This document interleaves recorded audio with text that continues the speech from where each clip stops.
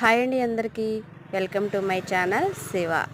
ఈరోజైతే అందరికీ ఉపయోగపడే చిన్న చిట్కా చెప్పేస్తా. నచ్చితే లైక్ చేయండి, కామెంట్ చేయండి. ఏమీ లేదన్నప్పుడు నీ వీడియో చూడడం ఎందుకక్క అనుకోవచ్చు. ఆగండి వెళ్ళిపోవద్దు. నేను ముందుగా ఇక్కడ పసుపు వేసాను చూసారా. గ్యాస్ పొయ్యి మీద పసుపు వేసి గిన్నెలు కడిగే పీసు ఉంటుంది కదా, దాన్ని పెట్టి రుద్దేస్తే ఇంకా మనము సరుపు సబ్బులు ఏమి ఉపయోగించకర్లా. పసుపు ఆ గిన్నెలు పెట్టే పీస్ పెట్టి రుద్దేస్తే చక్కగా జిడ్డంతా పోతుందండి. చాలా బాగుందండి. ఇది అప్పుడే కొన్నదానిలాగా తడతలా ఆడిపోతుంది కదా నా గ్యాస్ పొయ్యి అయితే.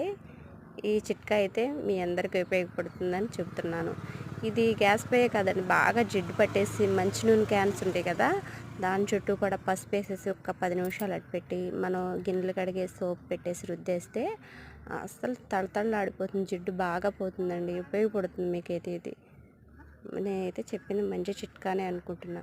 నా చేతుల్లో 2 తోటకూర కట్టలు కనిపిస్తున్నాయి చూసారా. ఫ్రెష్గా అప్పుడే తీసుకున్న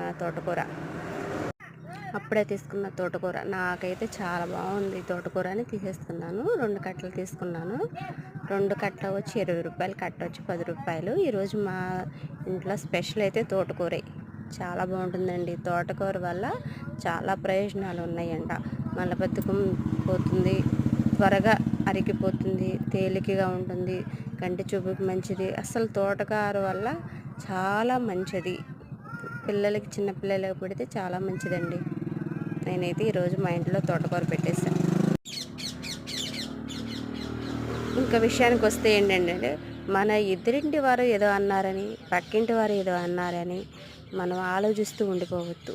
వాళ్ళు అనేవాళ్ళు అంటూనే ఉంటారు, ఎప్పుడు అంటూనే ఉంటారు. మంచి చేసినా అంటారు, చెడు చేసినా అంటారు. వాటి గురించి ఆలోచిస్తూ మన మనసు పాడు చేసుకోవద్దు. నీకేమి అనిపిస్తుందో అదే చెయ్యి. 1కి 2 సార్లు ఆలోచించు. నువ్వు చేసే పని రైట్ అయితే తప్పకుండా చెయ్యి. తప్పకుండా విజయం నీ సొంతం అవుతుంది. నేనైతే మా ఇంటికైతే ఒక చిన్న పిల్లాడు వచ్చేసాడు.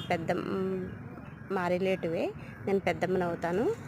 తనతో కొంచెం సేపు ఆడుకున్నాను. హ్యాపీగా అనిపించింది. నా చుట్టూ ఉన్న సమస్యలు నాకు కొంచెం దూరం అయిపోయినట్టు హ్యాపీగా ఎంజాయ్ చేసి, అలా చిన్నపిల్లలతో ఆడుకుంటుంటే బాగుంటుంది కదా. నాకైతే చాలా సంతోషం వేసింది.